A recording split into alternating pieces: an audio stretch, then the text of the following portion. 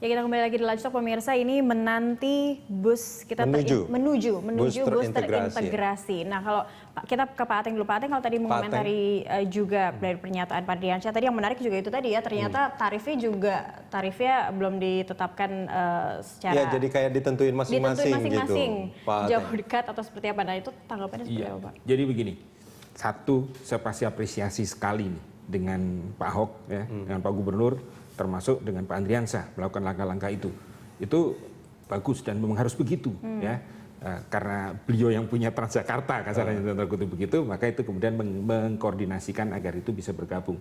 Saya pikir ini langkah yang sangat positif dan satu tentunya bagi teman-teman para pengusaha APTB sekali lagi itu menimbulkan kepastian karena ada pada pasar yang jauh lebih besar kan. Itu kan akan menjadi satu yang positif, ada kepastian. Kemudian dia pasti ketika dia jalan ada penumpang nggak ada penumpang, dia pasti akan dibayar. Tetap dibayar. Paid by the service. Itu yang sangat mendasar. Nah, sehingga ini positif. Di sisi lain, di soal pentarifan yang saat ini berjalan, saya pikir benang kusut ini kita mungkin perlu nanti kemudian itu maka diatur. Itu perlunya diatur kemudian, sehingga saya pikir itu yang mesti hilang ya. Perizinan tadi saya melihat bahwa itu mau benar antar kota antar provinsi kan, saat ini itu mestinya ada di direktorat. Nah mungkin direktorat mestinya segera turun tangan juga untuk melakukan perubahan ini. Berarti selama ini masyarakat yang menggunakan mungkin APTB karena mereka banyak juga yang dari kawasan-kawasan komuter atau kawasan-kawasan di luar Jakarta, Jabodetabek, sekitar Jakarta, mereka membayarkan sejumlah tarif itu sebenarnya mereka tidak mengetahui kalau sebenarnya itu bukan tarif yang sudah ditentukan. Bukan begitu. Saya nggak keberatan dengan dinyatakan begitu karena sesungguhnya begini, ini tarif itu ditetapkan. Ya, sekali lagi kalau kita bicara tarif itu ada dua sisi. Tapi kalau izin trayeknya belum ada, gimana tarifnya sudah ditetapkan, Pak Ateng? Artinya kan itu dikeluarkan, bahwa itu mungkin di Dinas Perhubungan yang mana ya, saya juga itu perlu pendalaman kan, perlu pendalaman bahwa ini memang sudah dikeluarkan, izin itu ada, dan itu bisa berjalan, dan ini diterima. Ini kan berarti kan ada masing-masing ada sisi benefit yang ditangkap kan. Masyarakat sesungguhnya juga yang menggunakan ya, yang menggunakan juga masih boleh memilih kan, bisa menggunakan APTB dari asal originnya, bisa menggunakan yang lain. Transportasi lain. Kalau menggunakan APTB, mungkin tanda kutip jauh lebih nyaman, mungkin bisa lebih cepat, tidak harus berganti moda dalam waktu dekat itu. Nah ini sehingga itu jadi positif. Tetapi memang itu yang akhirnya saya pikir nggak positif terhadap secara keseluruhan. Judul integrasi itu tadi, itu mestinya itu harus ditinggalkan, ya.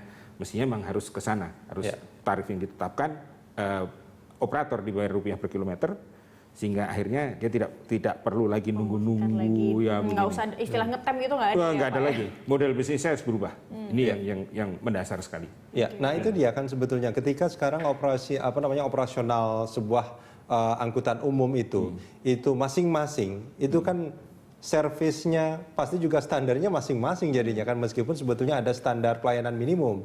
Kalau kita melihat sekarang angkutan-angkutan umum yang pada akhirnya itu sangat mengecewakan kalau saya boleh bilang, misalkan banyak kecelakaan-kecelakaan yang terjadi yang melibatkan Kopaja misalkan. Ada Metro Mini yang kursinya aja kadang-kadang kalau kita duduk rasanya nggak bisa duduk gitu kan. Itu kan karena memang pemiliknya masing-masing gitu kan.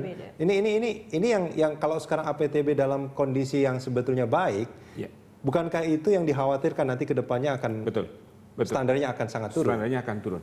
Meskipun memang ada SPM, standar pelayanan minimal yang dipersyaratkan pada operator untuk melayani di rute tertentu ataupun moda tertentu begitu. Tetapi kan sekali lagi seberapa kuat ini diawasi, seberapa kuat itu dilihat. Nah, kalau dengan model semacam ini dengan paid by the service itu mesti ada persyaratan yang mungkin ada inspektur yang melakukan pengadil lapangan. Kalau Organda sendiri sebetulnya kewenangannya apa sih Pak Ateng? Artinya ini kan semuanya di bawah Organda nih, operator ini kan. Itu sampai sebatas mana kalau misalkan Pak Ateng merasa bahwa terintegrasi itu adalah sesuatu yang seharusnya sesuatu yang sangat positif, apakah Organda bisa melakukan semacam apa namanya?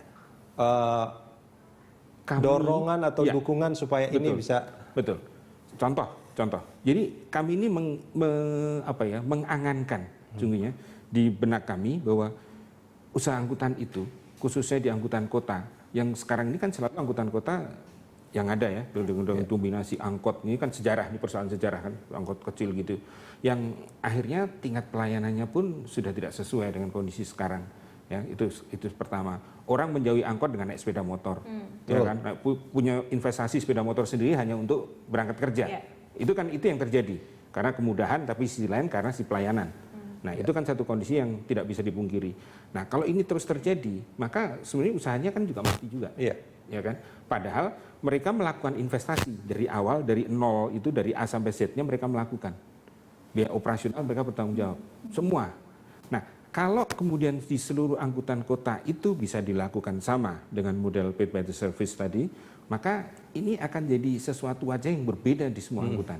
Di semua angkutan kota seluruh kota besar di Indonesia melakukan hal yang sama. Tapi karena itu kan kewenangannya ada di kewenangannya pemerintah daerah. Ya. Kalau Organda sendiri kewenangannya sampai sebatas mana, Pak? Kami ada di seluruh 33 provinsi, 492 kabupaten kota. Nah, itu kami bekerja sama dan kami mendorong agar itu bisa berjalan, itu berlaku. Sehingga akhirnya bagi para pengusaha anggota Organda ini juga ada kepastian dalam usahanya. Ya kan, bahwa kami pada tingkat yang kami harus melayani dengan satu syarat tertentu. Tetapi syarat tertentu bisa dicapai. Kita bisa investasi dan semuanya itu bisa kembali. Karena itu demand-nya itu bisa tetap terjaga dengan kondisi tadi. Baik. Kita bergabung lagi dengan Pak Andriansyah. Ya? Pak Andriansyah, selamat siang Pak, masih bersama kami Pak? Selamat siang, ya. Iya, kalau misal tadi kita masih melanjuti sudah sejauh mana paksaan yang dilakukan oleh Pemprov DKI untuk membuat APTB segera bergabung pada PT Transjakarta. Ini kalau kita berbicara tentang sistem rupiah per kilometer, ini angka berapa yang sudah ditawarkan sebenarnya Pak kepada para operator? Jadi gini. Kalau berbicara masalah nilai rupiah per kilometer, terus terang saja Pemda DKI tidak ikut campur. Ya, kita hanya memberikan rambu-rambu tata cara. Ya, rupiah per kilometer itu nanti yang menentukan, kita kan lelang nih. Lelangnya ada di LKPP. Ya, nanti akan dihitung modalnya, perawatannya, operasionalnya, semua komponen yang dikeluarkan untuk operasional kegiatan tersebut itu dihitung. Keluarlah nanti rupiah per kilometer. Nanti kan yang berinteraksi itu antara LKPP dengan operator gitu.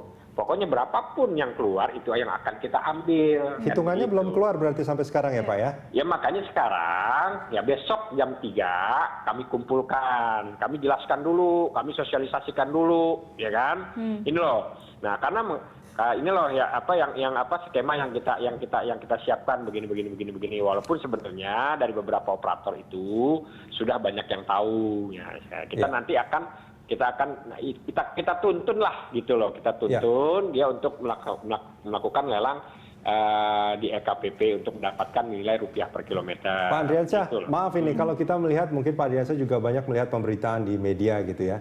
Angkanya itu kalau yang ditawarkan itu sekitar 14 sampai 15 ribuan kalau nggak salah. Tapi yang diharapkan itu oleh para operator itu sekitar 18 ribu. Benar nggak itu Pak? Kita begini, kita kan nanti dilihat ya, kita lihat itu angka tersebut. Ya kita bervariasi pada saat dia berada di luar busway sekian, pada saat di luar non busway sekian.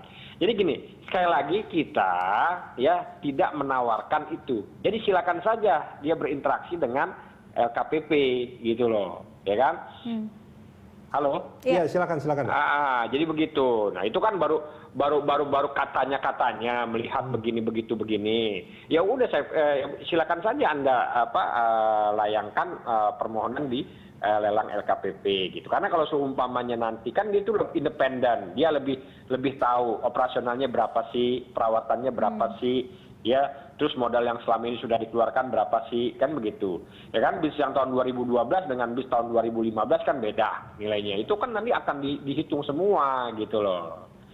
Oke, artinya angka 14.000 dan 15.000 yang sekarang sudah banyak diberitakan, terus angka 18.000 yang diminta oleh diharapkan oleh operator itu ini sebetulnya angkanya masih terbuka karena masih ada lelang itu ya Pak?